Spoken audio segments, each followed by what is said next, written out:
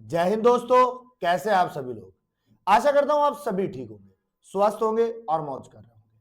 मैं अंकित एक बार फिर से आपके अपने YouTube चैनल वासुदेव एजुकेशन में आपका स्वागत करता हूं। जैसा कि आप सभी को पता है 4 मई को नीट 2025 का पेपर है और सभी अपनी तैयारियों में जोर शोर से लगे हुए भी हैं। मैं आपके पास लास्ट 10 दिनों के लिए कुछ लाइनें लेके आया हूं, कुछ पॉइंट्स लेके आया हूं, कुछ बातें लेके आया हूं जो मैं आपके साथ में करूंगा। अच्छा, इन 10 दिनों में आपको करना क्या है, क्या नहीं करना है, उसकी बात करेंगे। तो कुछ कुछ पॉइंटों की बात करेंगे, ज्यादा समय नहीं लेंगे आपका, क्योंकि आपके लिए ये समय बहुत ही कीमती है। तो बात करते हैं।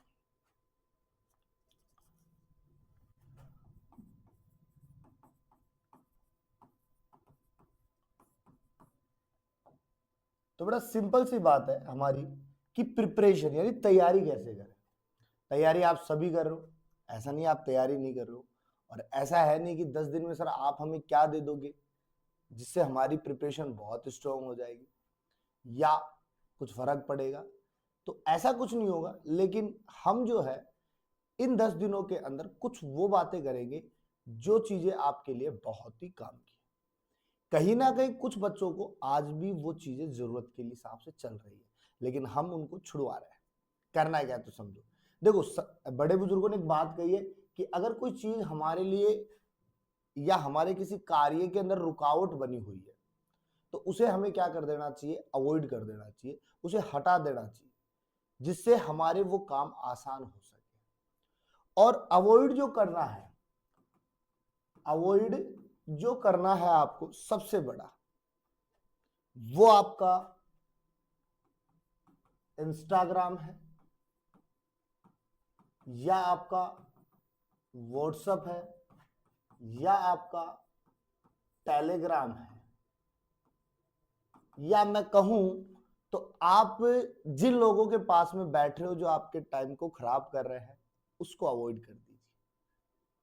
क्योंकि ये जो सोशल मीडियाज ऐप है ये कहीं ना कहीं आपके पेपर में एक रुकावट का कारण बन जाते हैं।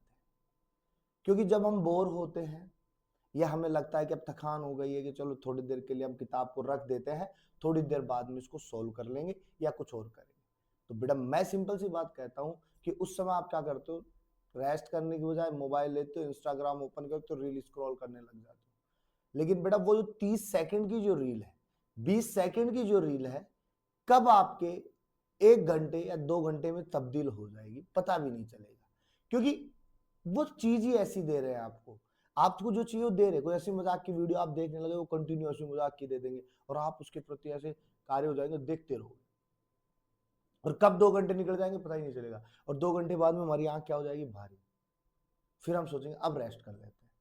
तो सोचो बेटा, अगर हम उसी समय 2 घंटे रेस्ट कर लेते तो हमारे पास में टाइम बचता है या नहीं बचता, तो हम उस टाइम का सदुपयोग करते हैं या नहीं करते। तो सबसे पहले ऐसी चीजों को अवॉइड करो जो हमारे पेपर के बीच में रुकावट बनी हुई है। तो इंस्टाग्राम, व्हाट्सएप, टेलीग्राम, ठीक है। अभी गुरु मंत्र कि हम आपको इतना पढ़ाएंगे, इतना देंगे, ऐसे करो वैसे, बेटा कुछ नहीं है। अगर आपको अभी भी किसी दूसरे के मोटिवेशन की जरूरत पड़ रही है तो कोई मतलब नहीं, क्योंकि इंसान खुद सबसे बड़ा मोटिवेशन होता है खुद के लिए। क्योंकि आज मैं आपको कुछ बता के जाऊं, आप उसके ऊपर आज तो फॉलो करोगे, ये नहीं है कि आप डेली उसे फॉलो करोगे। डेली तब फॉलो कर पाओगे जब आप अपने हिसाब से चलोगे, ना कि किसी दूसरे के हिसाब से चलोगे। पहली बात। दूसरी बात, दूसरी बात, स्टडी मटेरियल की बात करें। स्टडी मटेरियल, सर हम कैसे स्टडी मटेरियल इकट्ठा करें। बेटा कुछ मत इकट्ठा करो, सब कुछ छोड़ दो। अब आपके लिए प्रिपरेशन के हिसाब से कुछ सब कुछ छोड़ दो, केवल एक चीज पकड़ के रखो। एक चीज पकड़ के रखो, वो है आपका PYQ,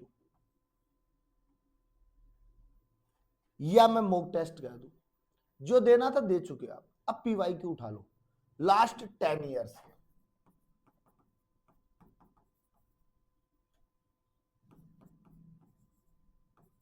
कब के उठाने बेटा, लास्ट 10 ईयर के। अब वो चाहे बायो के हो आपके पास में, चाहे केमिस्ट्री के हो आपके पास में, और चाहे वो आपके फिजिक्स के हो, तीनों सब्जेक्टों में किसी के भी पीवाईक्यू, उनको सिस्टमेटिक रूप से आप पढ़ो। देखो बेटा, मैं सिंपल से एक बात जानता हूं कि अगर आप एक पीवाईक्यू या एक ऑब्जेक्टिव टाइप क्वेश्चन सोल्व करते हो तो वो एक ऑब्जेक्टिव टाइप क्वेश्चन नहीं है, बल्कि वो 4 ऑब्जेक्टिव टाइप क्वेश्चंस है।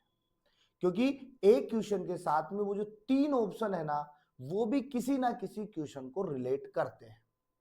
तो उसे एक ना समझ के अगर हम 4 क्वेश्चन के अकॉर्डिंग अगर सोल्व करें तो वो क्वेश्चन हमारा एक रिवीजन पॉइंट बन जाता है।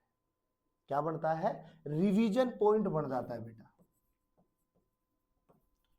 और लास्ट टाइम में सबसे बड़ी जो जरूरत है ना, वो रिवीजन की है। लास्ट टाइम में सबसे बड़ी जो जरूरत है वो रिवीजन की है। लेकिन अब बच्चे क्या करते हैं कि रिवीजन के लिए पन्ने पलटते रहते हैं, ऐसे ऐसे ऐसे नहीं बेटा। सिंपल बात समझो, सिंपल बात समझो कि अगर आपके पास में 100% मैटर है, और अभी ये तो है नहीं कि पूरे 10 दिन में आप उस 100% को कवर कर पाओगे, नहीं कर पाएंगे। हम इस 10 डेज में उन टॉपिक्स में से कुछ को चूज कर सकते हैं जो हमारे लिए सबसे स्ट्रॉन्ग थे। कुछ टॉपिक जो हमारे पास में सबसे स्ट्रॉन्ग होते हैं, कुछ टॉपिक्स जो हमारे लिए क्या होते हैं, वीक होते हैं, या हम कहें कि मीडियम होते हैं, या मैं ये कहूं कि कुछ टॉपिक जो हमारे पास में वीक होते हैं। 3 कैटेगरी के अलावा चौथी कैटेगरी हमारे पास नहीं बनेगी बेटा।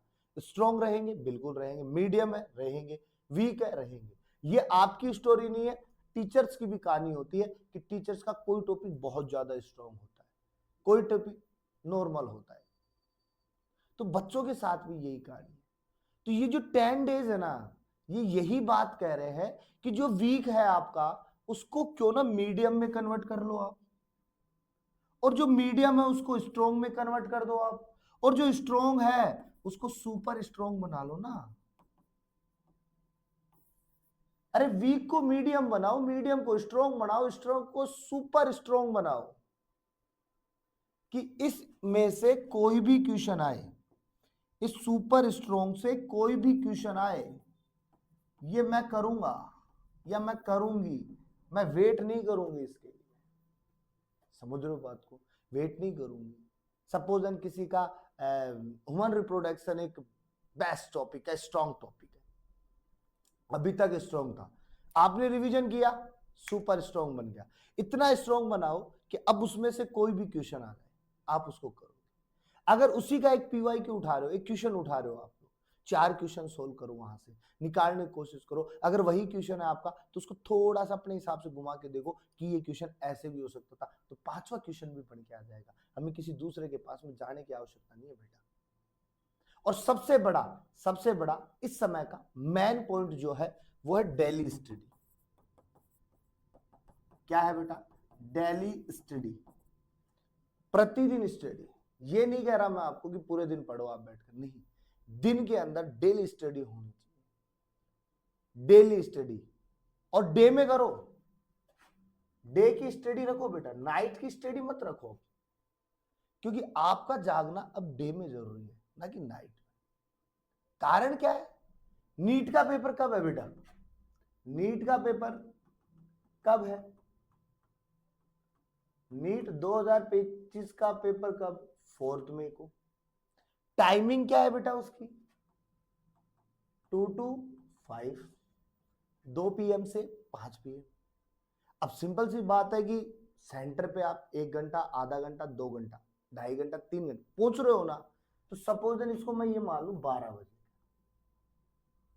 यानी कि पूरा अंतराल जो है 12 से 5 का है आपका। अच्छा, अगर अभी आपको दिन में सोने की लत लगी रहेगी तो ये जो लत है ना, उस दिन जरूर काम आएगी। उस 4 मई को जब आप एग्जाम हॉल में बैठे होंगे ना, तब आप नींद के झटके ले रहे होंगे।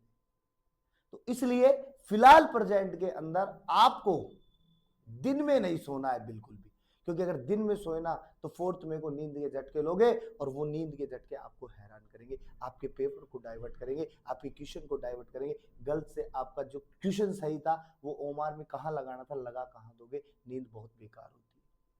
तो अगर हम ये 10 दिन अगर हमारे रूटीन के अकॉर्डिंग चलें, हम दिन के सोने का टाइम डाइवर्ट कर दे, नहीं सोएंगे, हम केवल पढ़ाई करेंगे, तो उस दिन भी पढ़ाई आपको याद आएगी, क्योंकि हमें पता है ये जो ब्रेन है ये काम उसी पे करता है जिससे हम करवा रहे हैं।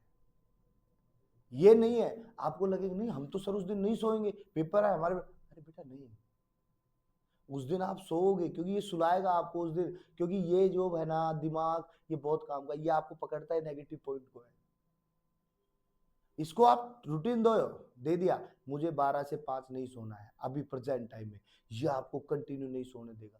लेकिन अगर आप सोओगे तो भी बताएगा ये आपको कि आपको सोना नहीं है, फिर भी आप इसको अवॉइड, अरे चलना तो चाह, मेरे को सोना है, रेस्ट करना है, अभी थोड़ी देर बाद बात करेंगे अपन। समझ रहे हो बात? और एक और चीज सबसे इंपॉर्टेंट बेटा, सबसे इंपॉर्टेंट बेटा स्ट्रेस, सबसे इंपॉर्टेंट स्ट्रेस। ये नहीं लेना है आपको कि मेरा होगा या नहीं होगा, मैं पढ़ूं तो क्या पढ़ूं, मैं कैसे पढ़ूं, कब पढ़ूं, किस प्रकार पढ़ूं, क्वेश्चन कैसे सोल्व करूं, ये सब नहीं लेना है बेटा।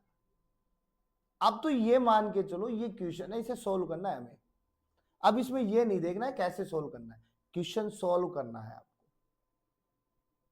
दूसरी बात, ये नहीं सोचना है कैसे होगा मेरा पेपर, कब होगा, निकलेगा नहीं निकलेगा। अरे लास्ट टाइम पे अगर इतना सब सोचोगे तो ये बेचारा 1350 भी काम करता है, इसका पावर 1350 का ही है, ये कितना झेलेगा आपको, नहीं झेल पाएगा। इसलिए स्ट्रेस तो बिल्कुल नहीं लेना है। अरे नहीं होगा तो कोई बात नहीं, नहीं होगा तो कोई बात नहीं, अगली बार ट्राई कर लेंगे। लेकिन हमें इतना मानना है होगा, और जरूर होगा, क्यों नहीं होगा, हमने मेहनत की है, 1 साल दिया है ना इसको, 365 दिन दे रहे हैं इसको, क्यों नहीं होगा, जरूर होगा, जरूर आएगा हमारे पास में। नहीं आएगा तो हम खुद लेके आएंगे, ऐसा थोड़ी हम नहीं लेके आएंगे ना इसको हम, तो सिंपल सी बात है, हम लेके आएंगे इसको, मिलकर लेके आएंगे।